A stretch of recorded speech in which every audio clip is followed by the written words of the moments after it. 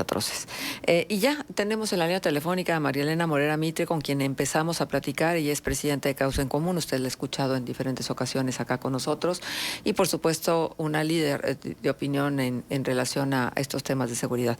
María Elena, un gusto tenerte aquí con nosotros en Contextos una vez más. Te saluda Arturo González, Manuel Cerrato y Marcela Pámanes.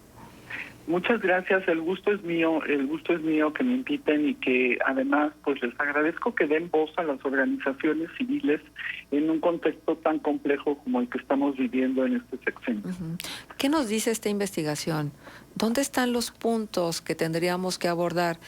Luego, por cierto, de las declaraciones hechas por el presidente de que va a proteger la vida de los soldados, de la Guardia Nacional, pero también de los delincuentes, y que, él insiste en que las políticas en el tema de seguridad ya no son las mismas y que finalmente lo que orienta esta política es la famosa frase de abrazos, no balazos.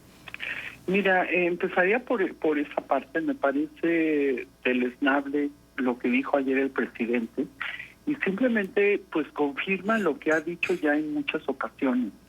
Esta preferencia que tiene hacia los criminales, esta empatía con los criminales que no tiene con las víctimas, ¿no? Porque dice, yo cuido a la Guardia Nacional, yo cuido a los criminales, y yo lo que me pregunto es, ¿y las víctimas?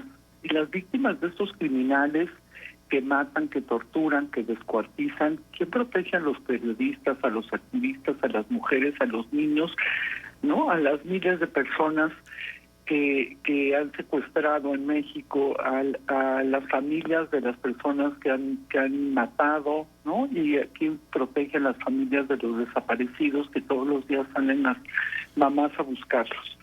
Me parece que esto es una cachetada a todas estas víctimas, y no porque yo crea que se tienen que violar los derechos humanos de ninguna persona en México, sino que para eso está la autoridad, para hacer valer la ley, para detener a quien le hace daño a la gente, para investigar, ¿no? Primero que nada, a quién van a detener, cosas que no están haciendo.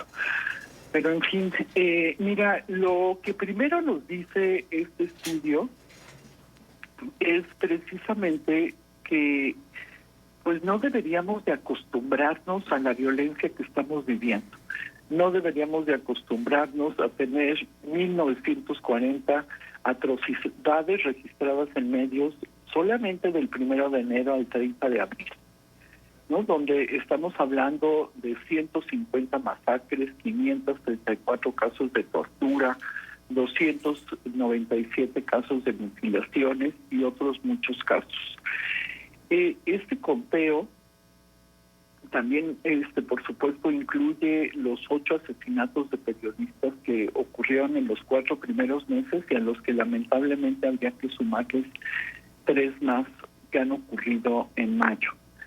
Y creo que esto nos habla de la violencia atroz que se vive en México y que deberíamos de solidarizarnos y de levantar la voz por todos ellos.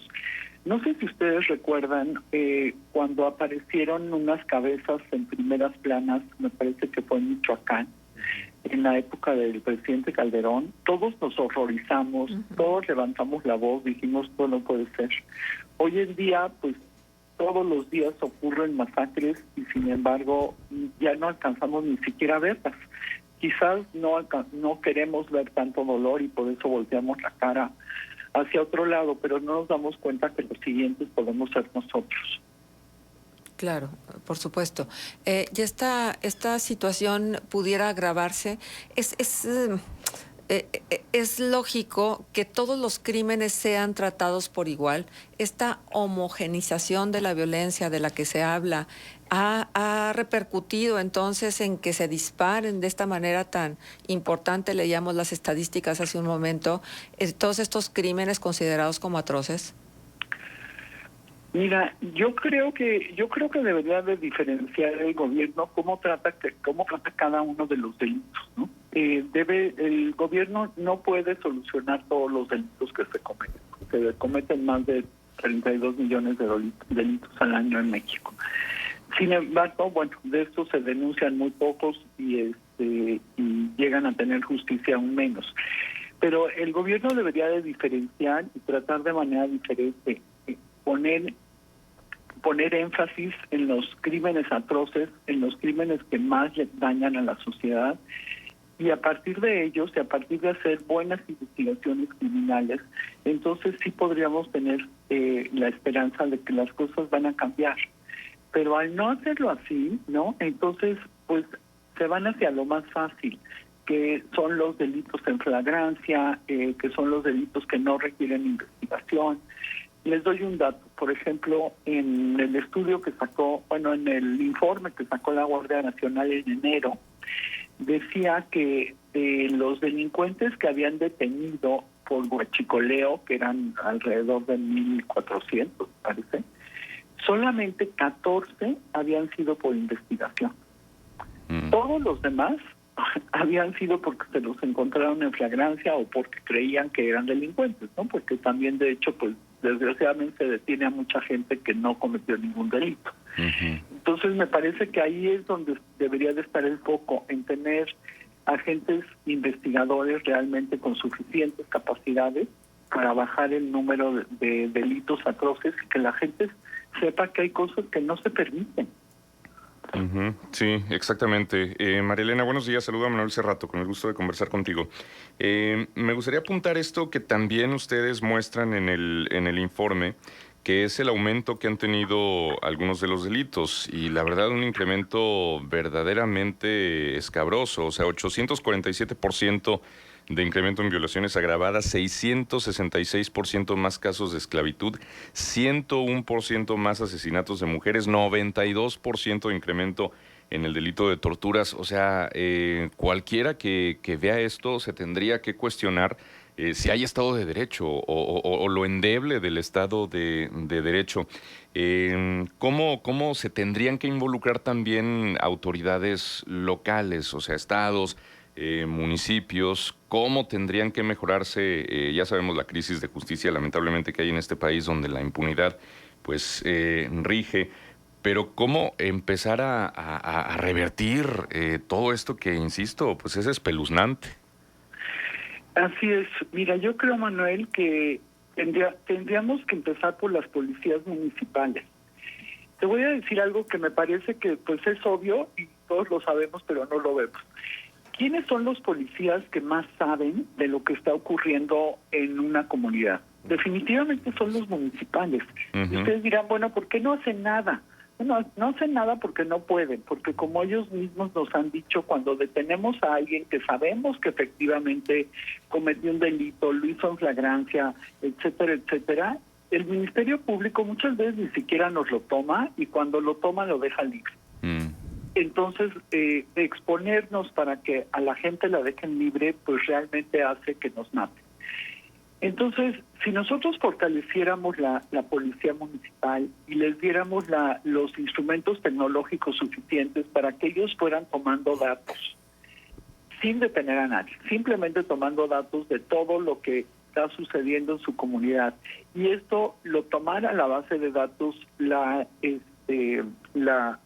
Procuraduría o la Fiscalía Estatal, y de ahí se desprendiera una investigación con buenos investigadores criminales, que sería el segundo punto, fortalecer las fiscalías locales, pues con eso podrían iniciar una investigación y no detener al chavo que fue a robarte la cartera en la calle, sino detenerlo junto con su jefe, que es el que los manda a los chavitos a robar todos los días a las estaciones de autobús, adentro de los autobuses, en las calles, etcétera, y que son un conglomerado de pandilla enorme, ¿no? Pero si tú detienes a uno solo, pues te lo va a soltar el Ministerio Público, además sin ninguna investigación más. Porque hay mucha gente que puede delinquir por primera vez y que simplemente fue y se robó algo porque tenía necesidad. Pero hay bandas que están todos los días haciéndole daño a la gente que se transporta en los autobuses públicos, por ejemplo, ¿no? Entonces esa sería una forma en que realmente se podrían bajar los delitos, porque la policía municipal no va a tener la capacidad ni le corresponde estar deteniendo, investigando, porque no lo va a hacer, pero sí puede poner en una base de datos todo lo que está viendo Y esa base de datos, si la utiliza bien el Ministerio Público con buenos agentes criminales de investigación, bueno, pues entonces sí podríamos tener cambios, ¿no? Esa sería una de las formas que se podría hacer. Y por el otro lado, por supuesto, necesitamos a nivel federal una policía que tenga grandes capacidades de investigación para las grandes bandas de crímenes que tenemos, porque si tú ves el número de asesinatos y de atrocidades que se cometen en el país, bueno, estamos viendo que Baja California, Michoacán y Guanajuato llevan la delantera, ¿no? Pero también tenemos muchos problemas en Morelos, en Veracruz, en Guerrero, en el Estado de México y en Puebla. Y para casos graves de delincuencia organizada, pues sí necesitamos una policía federal que investigue. Yo creo que, pues una vez que pase este periodo del presidente López Obrador y que se les quiten las telarañas de la cabeza, vamos a necesitar a nivel federal una policía criminal con altos estándares que sean las que vengan a solucionarnos el grave problema que tenemos en este momento, porque la violencia no va a parar por sí misma, no va a parar porque les den dinero a los chavos para que ya no se metan al crimen organizado, porque toman el dinero y además se meten al crimen organizado. Claro. Pero sí pararía si tuviéramos investigaciones sólidas en las que antes de detenerlos les dijeran, aquí tengo tu investigación, tú vuelves a cometer un delito y te vas a ir a la cárcel junto con toda tu banda, ¿no? Pero mientras eso no suceda y la impunidad sea tan grande, pues es bien barato matar y cometer atrocidades en este país. María Elena Morera, le saluda Arturo González, buenos días. Buenos días, Arturo. Este discurso del presidente de no tratar de enfrentar, de generar más violencia, él dice, de respetar la vida tanto de los integrantes de las Fuerzas Armadas y de los integrantes de grupos criminales, etcétera, pareciera luego que está ajeno o queda muy distante de la aplicación de la ley. Mi pregunta es, desde la perspectiva de la organización que usted encabeza, ¿se puede aplicar la ley y además respetar la vida tanto de agentes del orden como de integrantes de grupos criminales?